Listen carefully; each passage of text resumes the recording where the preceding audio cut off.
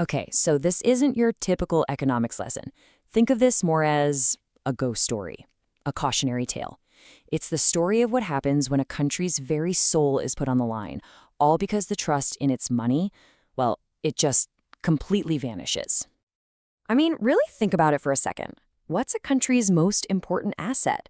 Is it its land, its army, or is it something a little more abstract? The promise that's baked into its money. See, money isn't just paper, right?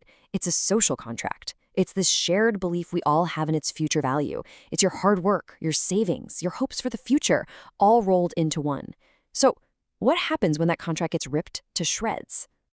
All right, to really get how things went so wrong, we've got to rewind the clock. Picture this. It's the end of World War I.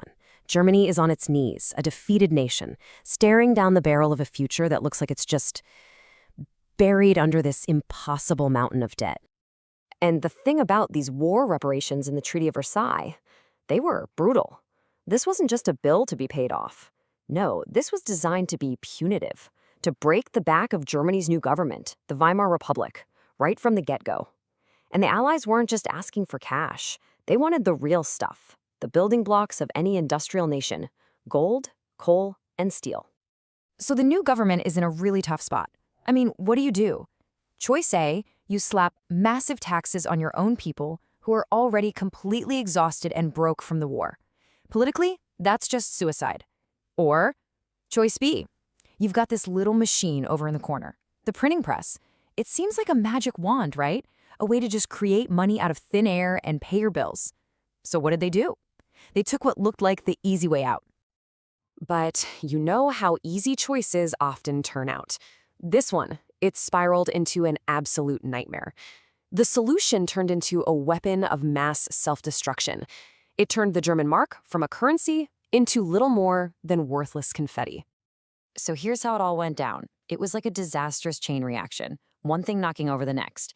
First, Germany misses a reparation payment in 1922. Okay, big deal. Well, yeah, France and Belgium respond by sending troops to occupy Germany's industrial heartland, the Ruhr region. Germany can't fight back with its army, so it calls for passive resistance, basically a massive nationwide strike. But wait, how are you going to pay all those striking workers? Well, you fire up those printing presses and you just don't stop. And let's be clear, this was a deliberate choice. At this point, printing money had nothing to do with economics anymore. It was about one thing: funding a political protest. The government was literally sacrificing its own currency on the altar of national pride. And the consequences, well, they were about to become terrifyingly real for every single person in Germany. And that decision, it leads us straight into the pure, unadulterated madness of 1923. We're about to see some numbers that are so huge, they don't even seem real. But behind those numbers, the human impact was absolutely devastating. So to really wrap our heads around this scale of this collapse, let's just look at one simple, everyday thing: a loaf of bread. At the start of the year, January 1923, a loaf of bread cost about 250 marks. Okay, not great, but manageable. You can see the problem is already there, though, kind of bubbling under the surface. But those printing presses kept running, day and night, non-stop. Fast forward just 10 months to November, and that same loaf of bread now costs 201 billion marks. Let that sink in. 201 billion. The price didn't just go up. It multiplied by almost 1 billion times. You literally needed a mountain of cash just to buy breakfast. You see, this wasn't just some abstract economic crisis on a chart. This was a deep psychological breakdown of daily life. I mean, can you imagine? You get your wages not in a wallet, but in a wheelbarrow or a suitcase. And then you have to literally run to the shops because if you wait a few hours, the price of everything will double. People were burning stacks of cash to stay warm because it was cheaper than buying firewood. A professor's entire life savings couldn't even buy a single bus ticket. It's just mind-bending. And here's the thing. A crisis like this, it doesn't hit everyone the same. It created this bizarre, upside-down world. It absolutely destroyed the people who did everything right. The savers, the middle class, retirees with fixed pensions, their life savings, their bonds, just gone, wiped out. But if you were a debtor, your debts just evaporated. If you were a big industrialist who owned physical things, like factories, you were fine. It rewarded speculation and punished saving.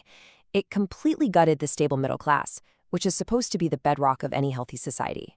So, by the end of 1923, Germany is teetering on the edge of total collapse. Something radical had to be done. And the solution they came up with?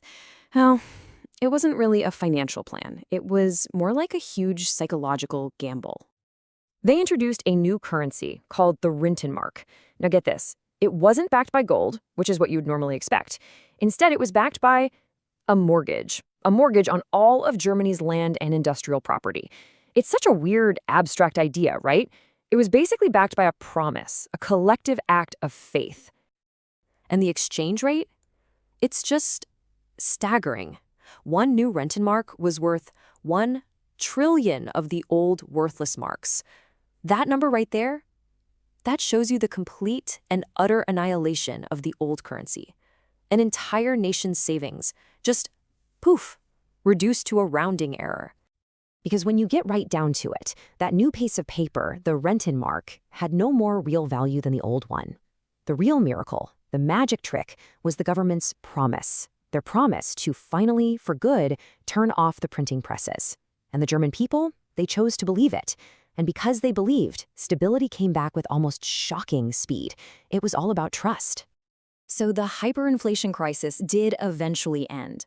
But the experience? It left a deep, permanent scar on the German national psyche. A scar that, believe it or not, still shapes the country and all of Europe to this very day.